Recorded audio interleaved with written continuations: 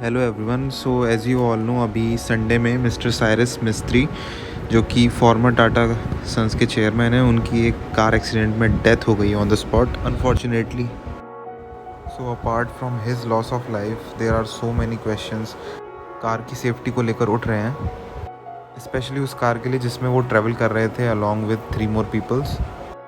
सो car के registration number के according जो डिटेल्स फैच हुई हैं, उससे ये पता लगा है कि जो एसयूवी थी वो थी मर्सिडीज़ बेंज की GLC 220D 4 मैटिक 2018 मॉडल, और ये कार कॉस्ट करती थी 60 लाख रुपीज़। और इस 2.2 लीटर की डीजल इंजन कार में आपको मेजरली सारे सेफ्टी फीचर्स मिलते हैं। जैसे इसमें मिलता है आपको इलेक्ट्रॉनिक स्टेबिलिटी प्रोग्राम, साथ में आता है इलेक्ट्रॉनिक ब्रेक डिस्ट्रीब्यूशन, और साथ में मिलता है आपको फॉरवर्ड कॉलिजन वार्निंग, साथ में auto emergency breaking. And the best of all, इसमें आते हैं 7 air bags: driver air bag, passenger air bag, side air bag front, side air bag rear, और नी एयर बैग। सो सेफ्टी को लेके तो टोटली अनकॉम्प्रोमाइज्ड है car, but still the question कि जब इतना सारे फीचर्स थे कार में, तब भी मिस्टर साइरस को ये क्यों नहीं बचा पाई। साथ में ये भी सुनने में आ रहा है कि एयरबैग्स जो हैं वो टाइमली डिप्लॉय नहीं हुए थे एक्सीडेंट के टाइम पे। इस एक्सीडेंट के बाद से सेफ्टी को लेके एक बहुत बड़ा डाउट बन गया, स्पेशली लग्जरी कार्स को लेके। अब ये जो एसयूवी थी, ये नो डाउट 4.5 ईयर्स ऑलमोस्ट इतने साल पुरानी थी, 4.5 साल। So who is actually responsible for all this? Let's find out. So GLC launch हुई थी 2015 में, और इसका क्रैश टेस्ट भी 2015 में हुआ था, जिसमें इसने स्कोर किया था 5 स्टार, जो कि टेस्ट हुआ था यूरो एनकैप के थ्रू। अब आपने 2 टर्म काफ़ी सुने होंगे स्पेशली कार क्रैश टेस्ट को लेके। एक होता है ग्लोबल एनकैप, एक होता है यूरो एनकैप। और भी होते हैं, बट मेजरली यही दोनों सुनने को मिलते हैं। सो दोनों के स्टैंडर्ड्स अलग अलग हैं, और हर एनकैप के अपने प्रोटोकॉल होते हैं क्रैश टेस्ट को लेके। अब जैसे यूरो एनकैप में क्या होता है कि इसमें ये कंडक्ट करते हैं full frontal, front offset, side impact and side pole test.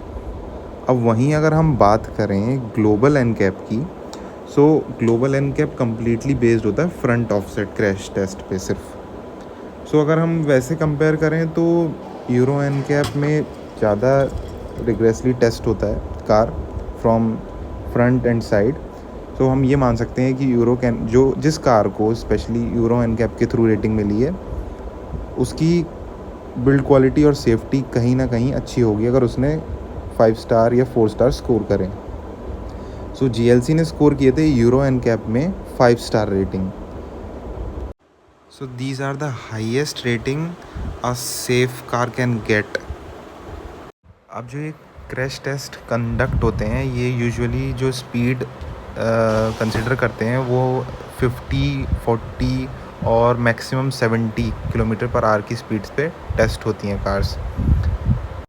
अब एक बहुत बड़ा मिथ है जो कि लोगों में फैला हुआ है कि अगर आपने ये सीट बेल्ट नहीं लगाई होगी तो एयरबैग्स डिप्लॉय नहीं होंगे, जो कि कम्प्लीटली गलत है। एयरबैग्स का सीट बेल्ट से कोई कनेक्शन नहीं है। एयरबैग्स डिप्लॉय नहीं होने का रीज़न है, अगर कार लो स्पीड पे होगी तो एयरबैग्स नहीं डिप्लॉय होंगे, क्योंकि इम्पैक्ट उतना ज़्यादा नहीं होगा। अब जो एयरबैग्स डिप्लॉय होने का मेन रीज़न होता है वो होता है सेंसर्स के थ्रू। जो सेंसर्स कार में आगे लगे होते हैं वो डिटेक्ट करते हैं कि इम्पैक्ट कितना ज़्यादा है, अगर और उसी हिसाब से सीवियर क्रैश है तो सेंसर्स जो हैं सिग्नल भेजते हैं, और इन्फ्लेटर्स जो होते हैं वो बैग्स में गैस फिल करने लगते हैं with in a fraction of second, और इस तरीके से एकदम एयरबैग हमारे डिप्लॉय हो जाते हैं आफ्टर एनी इम्पैक्ट। अब एयरबैग्स के डिप्लॉय होने के बाद फ्रंट सीट वाले ज़्यादा सेफ़ हैं या फिर रियर सीट वाले, ये कहना बहुत मुश्किल है, क्योंकि ये कम्प्लीटली डिपेंड करता है टाइप ऑफ इम्पैक्ट। आइए समझते हैं इस चीज़ को मिस्टर साइरस के कार एक्सीडेंट के रिस्पेक्ट में। सो साइरस मिस्ट्री जो है, साथ में 3 लोग और थे उनके। सो वो सब आ रहे थे अहमदाबाद से मुंबई, और ये जहाँ प्लेस जहाँ पर एक्सीडेंट हुआ है वो था पालघर इन महाराष्ट्र। और उनकी कार क्रैश हुई थी इस हाईवे पे सूर्य रिवर ब्रिज के ऊपर। और इस हाईवे को पहले से ही एक्सीडेंट प्रोन एरिया बताते हैं। अब वैसे क्या है कि ये हाईवे है 6 लेन, बट जहाँ पे रिवर का ब्रिज आ रहा है वहाँ पे ये 3 लेन मर्ज होके बन जाती हैं 2 लेन्स। जो सबसे एक्सट्रीम लेफ़्ट वाली लेन है वो मर्ज हो जाएगी इसी में। सो कहीं ना कहीं आगे जाके स्पेस भी कम हो जाता है, और इस चीज़ का कहीं भी कोई वार्निंग या साइन नहीं था कि नैरो लेन अहेड का।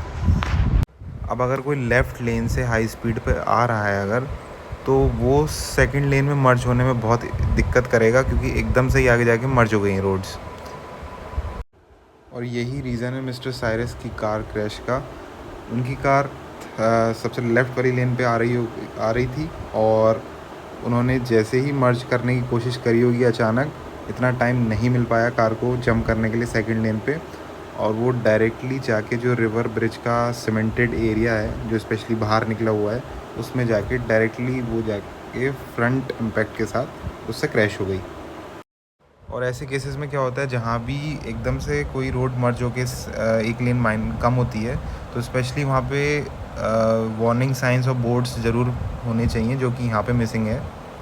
और यही रीज़न था कि एकदम से ड्राइवर टैकल नहीं कर पाया इस चीज़ को। अब इस सिनेरियो के अकॉर्डिंग अगर हम एयरबैग्स के रिस्पेक्ट में समझें कि फ्रंट वाले ज़्यादा सेफ़ हैं या फिर रियर वाले पैसेंजर सेफ़ हैं, सो इस पर्टिकुलर सिनेरियो में फ़्रंट वालों की चांसेस थोड़े ज़्यादा हैं बचने के, क्योंकि उन्होंने सीट बेल्ट्स अगर लगा रखी थी तो फ्रंट में एयरबैग्स डिप्लॉय हुए हैं।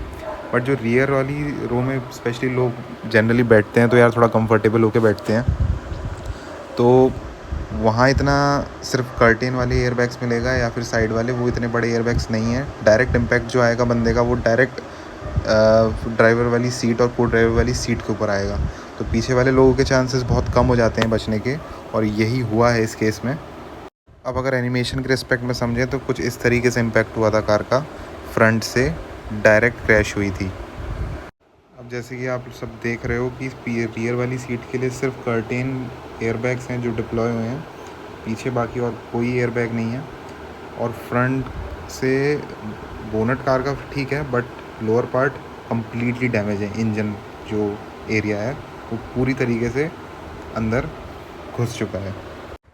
अब जो कार चला रही थी वो थी डॉक्टर अनाहिता पंडोले, और लेफ़्ट में उनके को ड्राइवर पे बैठे थे डेरियस पंडोले, और उनके ब्रदर थे जहांगीर ढिंसा पंडोले, जो कि पीछे मिस्टर साइरस के साथ बैठे हुए थे। अब डॉक्टर्स ने ये बताया है कि जो रियर पैसेंजर्स थे मिस्टर साइरस और जहांगीर, वो दोनों पहले हॉस्पिटल पहुंचे थे, और साइरस जो थे वो तो on the spot he death हो गई थी उनकी, बट जहांगीर जो है वो ही वॉज अलाइव। सो वो हॉस्पिटल की ट्रांजिट के टाइम पे बाद में डेथ हुई है उनकी। सो पीछे वालों का इम्पैक्ट डॉक्टर ने यही बताया कि दोनों को बहुत सीवियर हेड इंजरीज आई थी, इस वजह से कोई चांस नहीं था उनके बचने का। बट जो फ्रंट रो में जो थे डॉक्टर अनाहिता और डेरियस पंडोले, उन दोनों की कंडीशन फिर भी इतनी ज़्यादा सीवियर क्रिटिकल नहीं थी, वो they are under treatment and they are live. So इस चीज़ से ये तो क्लियर हो गया है कि फ्रंट रो पैसेंजर्स का इम्पैक्ट काफ़ी लेवल तक एयरबैग्स ने एब्जॉर्ब कर लिया है, बट अनफॉर्चुनेटली रियर में प्रॉपर एयरबैग्स की प्लेसमेंट और ओपनिंग और उसकी वजह से रियर पैसेंजर्स नहीं बच पाए, और इसी वजह से मिस्टर साइरस को भी हमने खो दिया। सो कार चाहे कितनी ही सेफ़ क्यों ना हो, और इर्रिस्पेक्टिव कि वो 5 स्टार रेटेड है या 7 स्टार रेटेड है, बट अगर ओवर स्पीडिंग में होगी कार तो उतना ही मुश्किल है कार को कंट्रोल करना।